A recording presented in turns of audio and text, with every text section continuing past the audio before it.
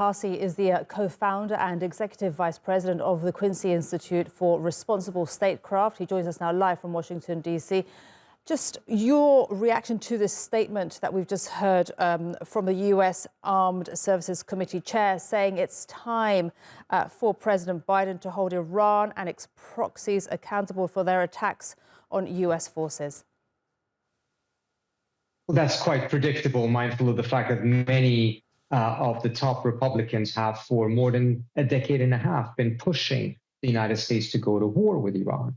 Reality, of course, is that after this attack with 3 American deaths, the Biden administration is most likely going to retaliate militarily. The question is, will the retaliation be of such magnitude that it will further escalate the situation and bring the United States closer and closer to a war? Or whether the retaliation will be more measured in order to show that there was a retaliation, but then actually opt for some form of a de-escalation. If, for instance, Biden chooses to follow the guidance of these Republican leaders and attack Iran, then most likely it will lead to an actual broader war in the region rather than just a retaliatory strike.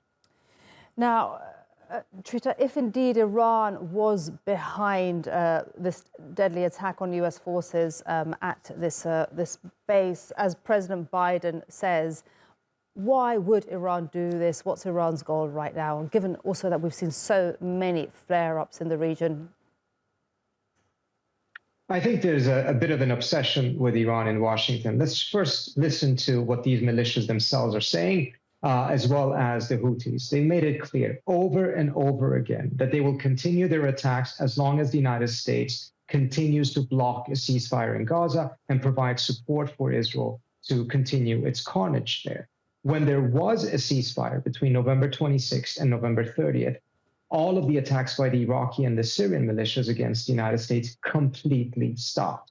So if the objective of the United States, which I think it should be, of course, is to make sure that we protect our troops and there are no such attacks against the United States, then a ceasefire seems to be the obvious pathway to go there.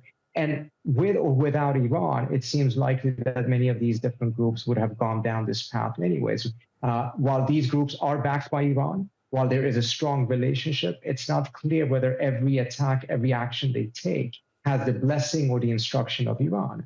They have their own agency, and many of them have their own reasons to attack American troops because of what the United States has done in Iraq.